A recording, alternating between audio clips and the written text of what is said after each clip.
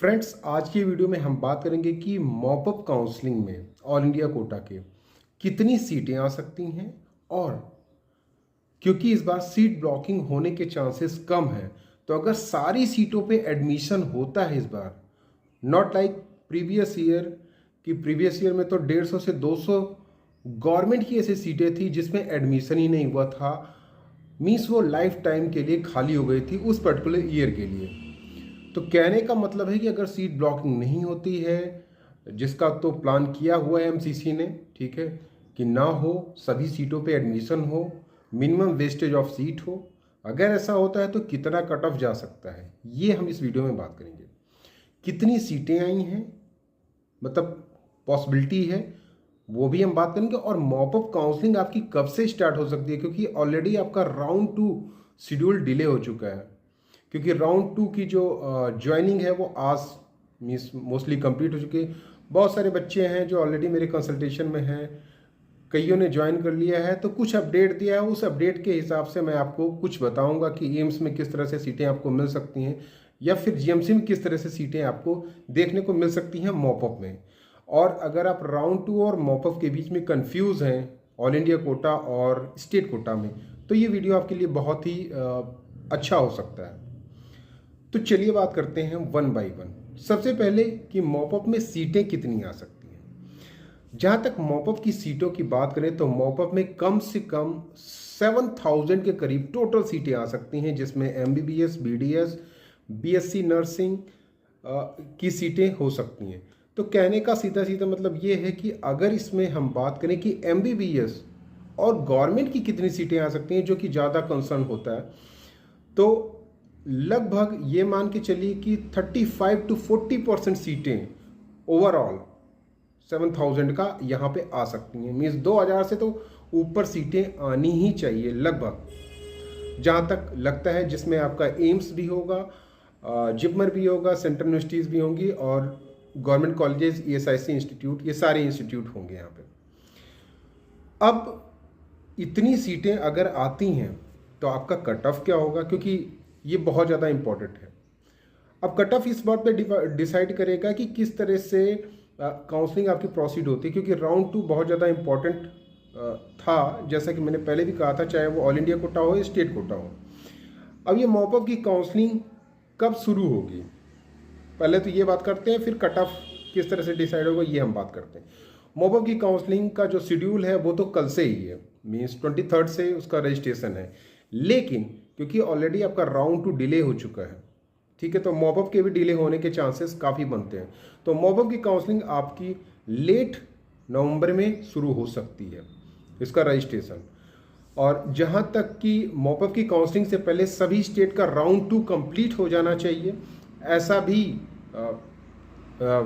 बोला गया था कि राउंड 2 का रेजिग्नेशन डेट, जो लास्ट डेट है कट ऑफ ज्वाइन करने की स्टेट कोटा, वो भी आपको आएगी कुछ दिनों में, ठीक है, कि राउंड 2 में रिज़ाइन करने की लास्ट डेट ये हो सकती है, उसके बाद ही मॉपअप आप शुरू कर सकते हैं।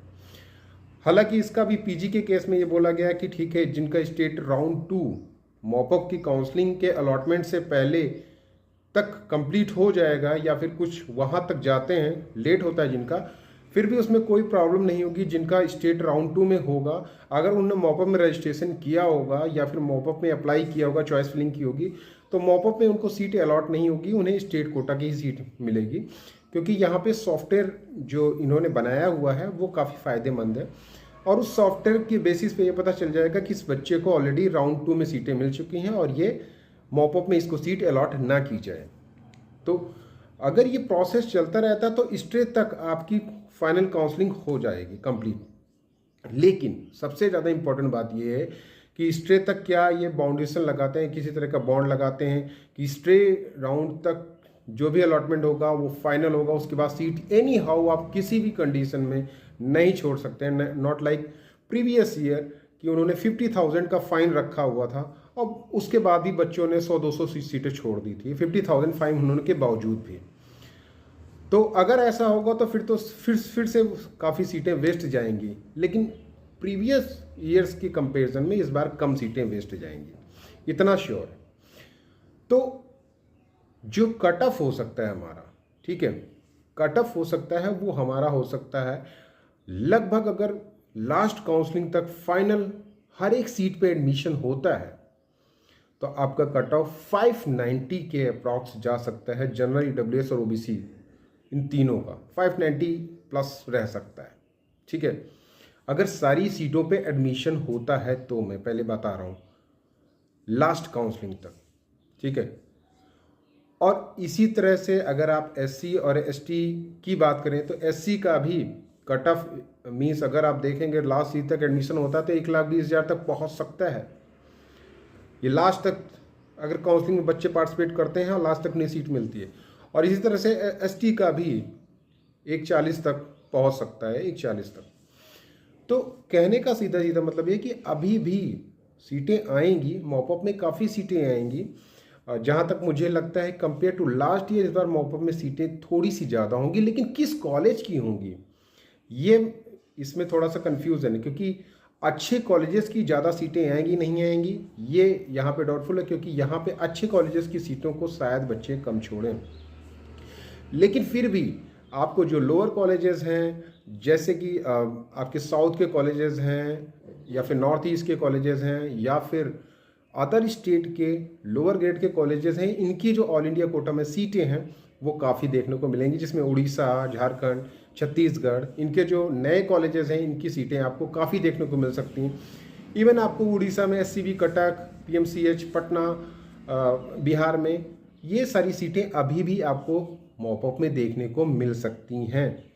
तो अभी भी इसमें अच्छी खासी सीटें हैं कि जहाँ तक बच्चों का जो फीडबैक है, जो मेरे कंसल्टेशन से हैं, कई सारे इंस्टीट्यूट में गए, एम्स पटना में भी आपको सीटें देखने को मिल सकती हैं, भुवनेश्वर में भी कुछ कैटेगरी की सीटें देखने को मिल सकती हैं। यहाँ पे कैटेगरी नहीं श्योर है लेकिन सीटें आपको देखने को मिल सकती हैं।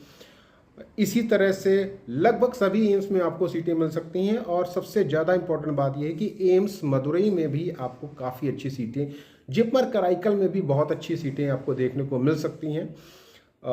इसके अलावा भी आपको डीयू कोटा में भी कुछ सीटें आपको देखने को मिल सकती हैं, ज़्यादा तो नहीं लेकिन कुछ सीटें अपने देखने को मिल सकती हैं, वो भी कैटेगरी सी सीटें ज़्यादा इसमें देखने को मिल सकती हैं।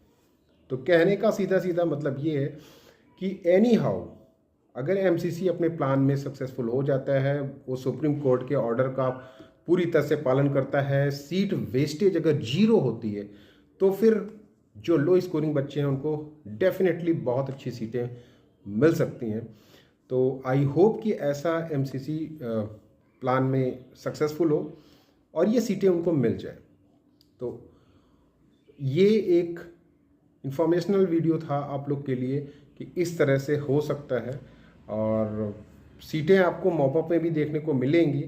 अब यही है कि मॉपअप में प्लान करने से पहले फिर राउंड 2 को आपको छोड़ना पड़ेगा, स्टेट कोटा के राउंड 2 को, क्योंकि सीटें अगर आप होल्ड करे रहेंगे तो फिर मॉपअप में नहीं जा पाएंगे। और मॉपअप में जैसा मैंने पहले ही बताया कि मॉपअप में वो इंस्टीट्यूट आएगा कि नहीं आएगा जिसके लिए आप जा रहे हैं, ये भी एक देखने की बात होगी। तो जो भी डिसीज़न ले वो कैलकुलेटिव लें कि हाँ ये हमें करना ही है।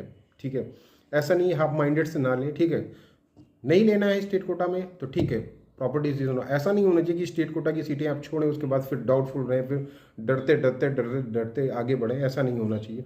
फिर होना चाहिए, फिर जो होना चाहिए वो फिर आर या पार वाला होना चाहिए कि हमने ये छोड़ा है तो छोड़ा है, फिर इसके बारे में हम सोचेंगे नहीं तो फिर आप सोचते रहेंगे कि नहीं राउंड 2 में ले लिया होता तो सही रहता, फिर मॉपअप में मिलेगी नहीं मिलेगी, इस तरह का डाउट नहीं होना चाहिए।